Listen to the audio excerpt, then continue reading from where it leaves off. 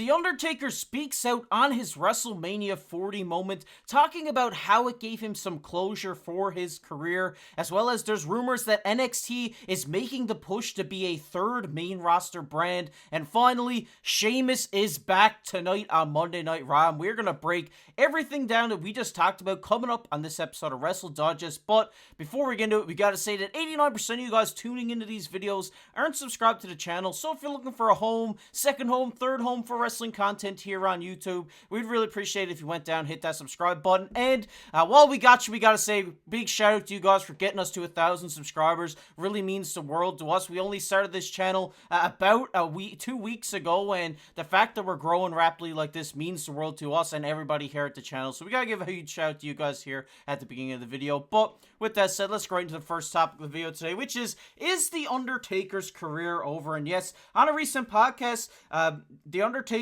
spoke out about his WrestleMania 40 moment, saying how it finally gave him some closure on his career. And he said when it was over and he was walking out of the stadium, he said, "I'm good now." He says last match wasn't the Boneyard match during COVID, where it was pre-recorded and there was no fans. So there was always that pressure on his chest while he was attending premium live events, saying, "I need to go out there." But he said it was also great being a part of the storyline between Cody and Roman. He thought that was great as well. He's not saying he won't do something like that again in his career, but he said right now, "I'm good, man." So Brady, obviously The Undertaker was a big part of every wrestling fan's fun watching wrestling. Everybody knows The Undertaker. He's a part of everybody's childhood, and hearing that his career may be over and he finally got some closure on his career is very sad to hear. I think the closure part is fantastic to hear, but the fact that we're not getting The Undertaker in the ring anymore, I mean, it does sting, but time does catch up with everybody, unfortunately, even the dead man. You talk about having idols as a kid, man. I mean, my God, the streak at WrestleMania for me was the most magical night of the year besides Christmas Eve. I mean, The Undertaker would walk down that ramp, get in the ring, and you just knew that he was going to put on a show. And I mean, I'm forever grateful for the streak and just everything The Undertaker has done in general, from day one right up until WrestleMania Sunday when he appeared in the ring.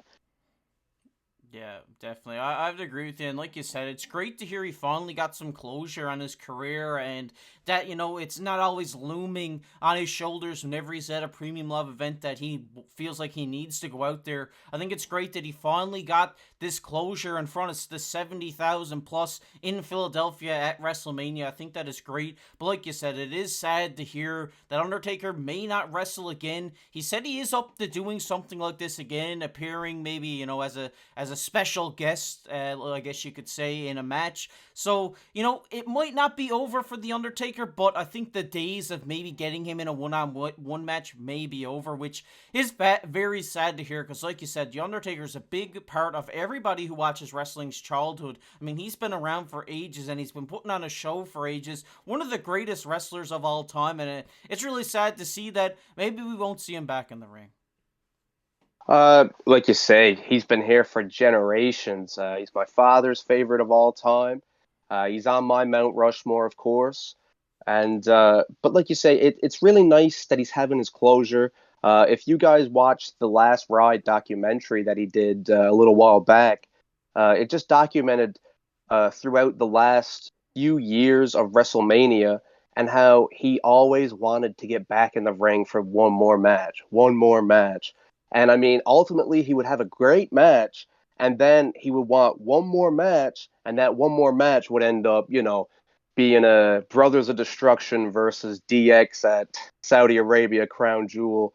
And, just not having the best picture left, I guess you could say, the best picture painted to end off the legacy. So to hear Undertaker finally have that closure, I mean, it means a lot to me as a wrestling fan.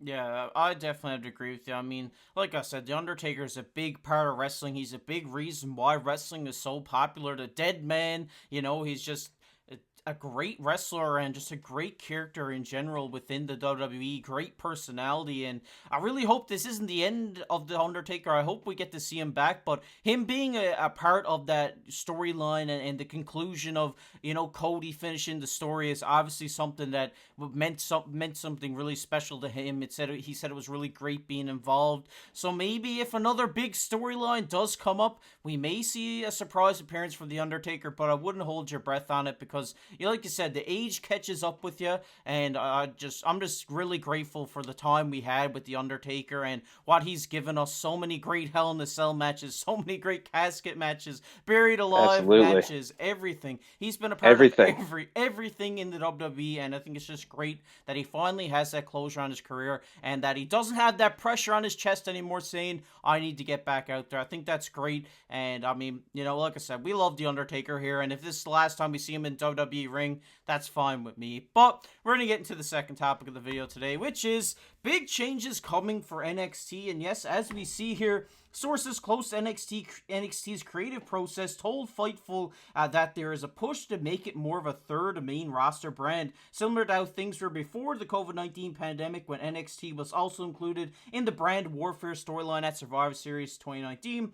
This means that there is a strong chance that main roster talent can be drafted to NXT in the upcoming draft, with Fightful reporting that appearances from Ivar, the Final Testaments, are examples of stars from Raw and SmackDown who are likely to make Tuesday nights their new home. And Brady, this is something great to hear. I love NXT. I watch NXT every week. I think they have some great talent over there. And the fact that they may bring in some, main roster talent to push this show a little bit and make it that third show that it once was, I think that is great to hear. And it's really just going to give NXT a great push.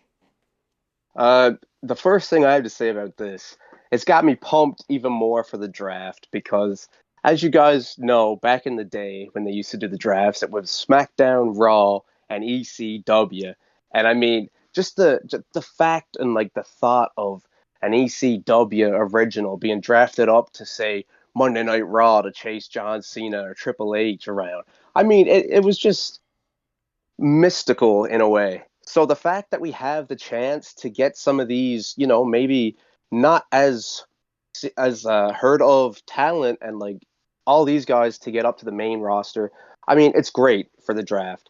And as you said yourself, NXT as a brand is incredible. So to have some of these main names show up on the program, it'll draw in more people for sure. And I think NXT is definitely on the way to getting more recognition as it rightfully deserves. Yeah, I definitely have to agree with you. They got some great talent there that I think are going to be drafted to the main roster. I mean, you can immediately go to the champs, Ilya Dragunov and Roxanne Perez. We've seen them have their match at Raw after Mania, so maybe that is an inkling that they might be moved to the main roster soon. We also got guys there like Carmelo Hayes, Trick Williams, guys who just main evented, stand and deliver in front of the most sold out crowd they've ever had at an NXT Premium Live event.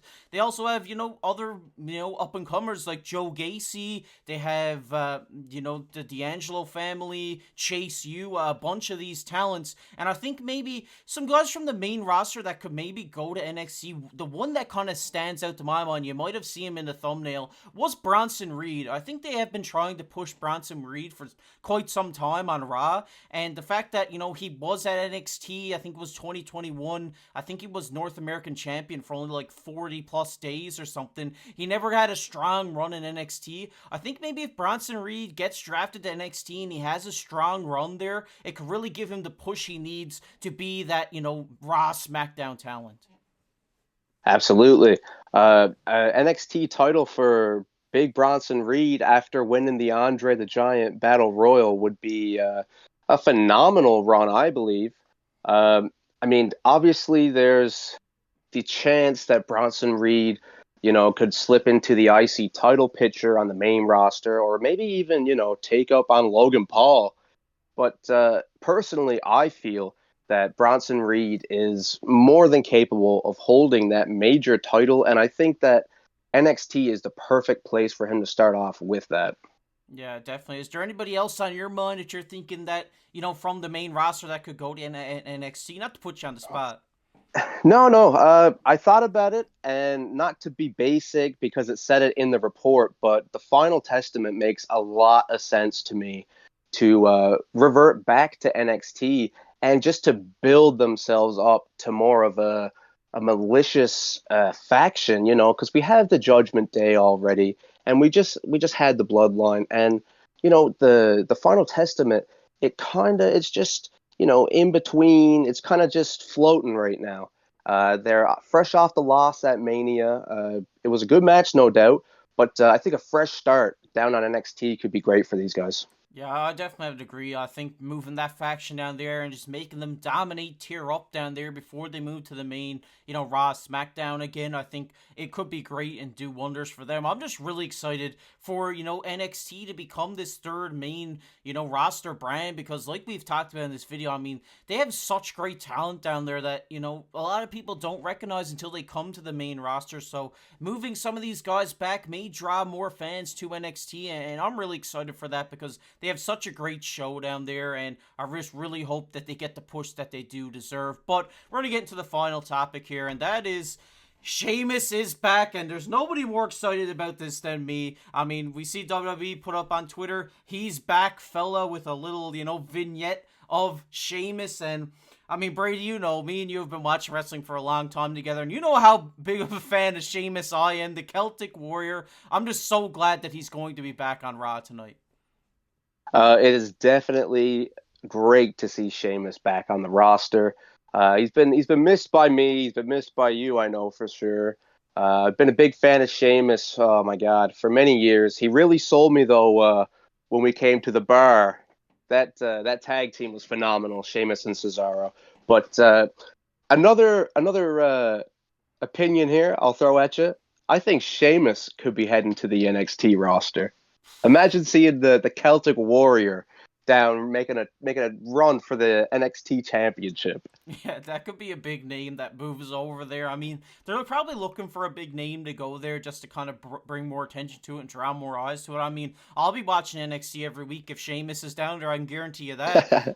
But yeah, I'm just glad the Celtic Warrior is back, and that kind of leads into like the next thing that I was gonna ask you because the last time we seen Sheamus, correct me if I'm wrong, I guess it was against Edge. It was their close buddies, and they wanted to have one last match, or they wanted to have one match because they never wrestled against each other before. And I think that was the last time we seen Sheamus was in that match against Edge, which was a phenomenal match. I loved that one. But two of my favorite wrestlers of all time going head to head. How could you not like it? But yeah, Sheamus is back. And what I was going to ask you was like, where do you see him going next? And you're saying NXT. In my opinion, I think maybe we could see him make a run at the IC. Maybe we could see him make a run at the World Heavyweight Championship because I think it's time for Sheamus to be a solo champion again. And to your point, it could be in NXT, but I think it's definitely on the main roster, in my opinion.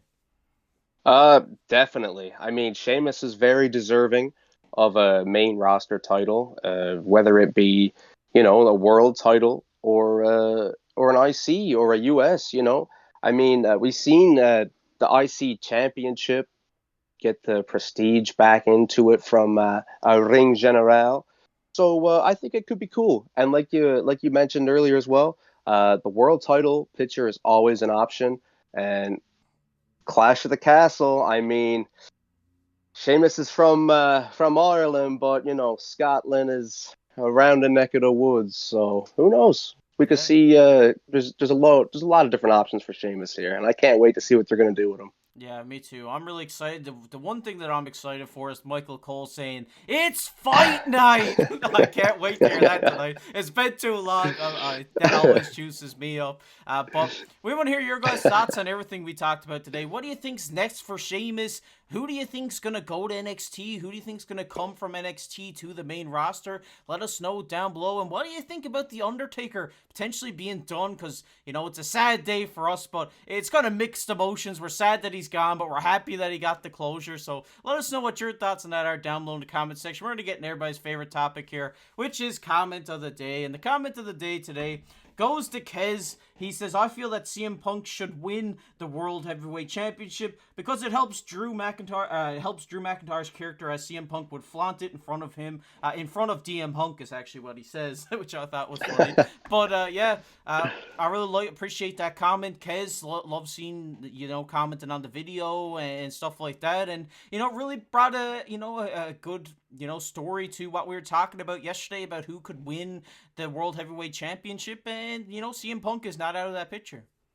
Absolutely not. CM Punk was one of the guys we were looking at for the list, but kind of felt, I don't know, he belonged at number 6 just because I feel he doesn't need the gold to be the superstar that he is, but definitely a great take and very possible to see. And for comment of the day for this video, I guess what we're gonna take from, I want to know what your guys' favorite Undertaker match of all time is. Yeah, let us know. Let us know down below what your favorite Undertaker match is. Hopefully it's not the one where the streak ended or we're going to have some problems, but, let us know down below. If you guys enjoyed this one, make sure down below, hit that like button, hit that subscribe button. Like we said at the beginning of the video, really appreciate all your support. Getting us to 1,000 subscribers means the world for us and just juices us up more to be putting out more content for you guys. And if you want to check out the video we did yesterday talking about the World Heavyweight Championship and who's going to take it off Damian Priest, it'll be popping up on your screen right now. But as always, I've been your host, Casey, alongside my co-host, Brady. We'll catch you in the next one. Enjoy Monday Night Raw, fella.